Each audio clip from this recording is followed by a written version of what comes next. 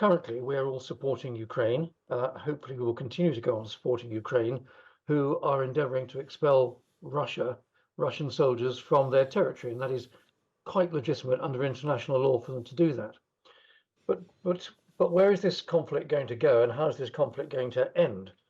The worry is that the Ukrainians will not be able to throw the Russians completely out of Ukraine, and therefore Russia and Putin will be able to take some comfort, some measure of success that their aggression has paid off.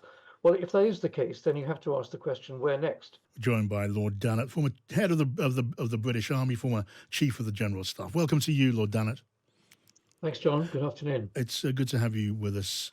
Straightforward question. You heard what Donald Trump said. What did you make of it? Quite alarming, isn't it?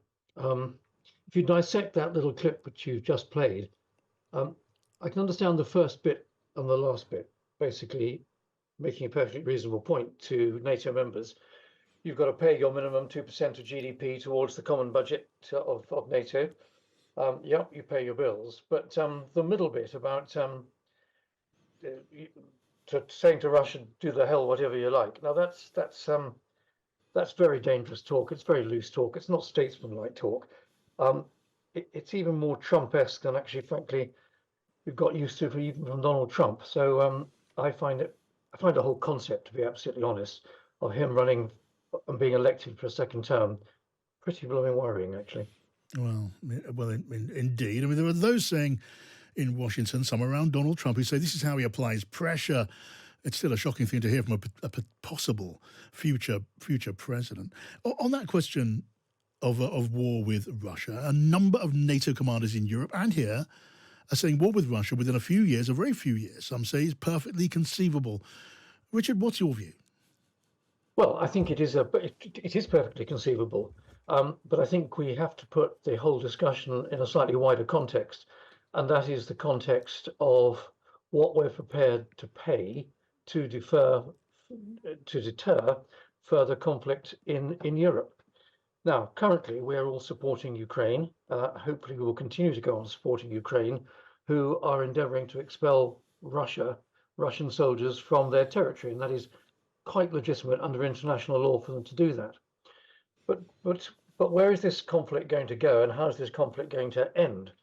The worry is that the Ukrainians will not be able to throw the Russians completely out of Ukraine, and therefore Russia and Putin will be able to take some comfort, some measure of success that their aggression has paid off. Well, if that is the case, then you have to ask the question, where next? Irrespective of that rather extraordinary interview that Putin gave last week, when he avowed that he had no further aggressive intentions towards Europe, we can't take that at face value, and indeed we'd be foolish to do that, to take it at face value.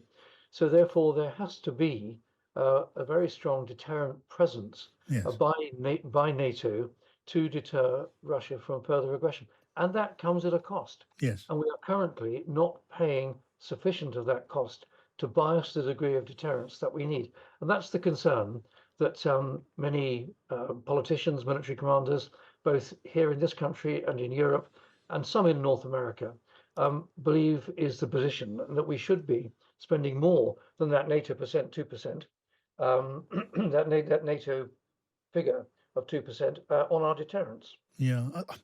Again, that's a big question. I'll be discussing that later in the programme as well. Before you leave us, Richard, I mean, the Defence Secretary Grant Shapps has been loudly condemning what he calls wokery in the military. He's targeting in particular the search for diversity in recruitment.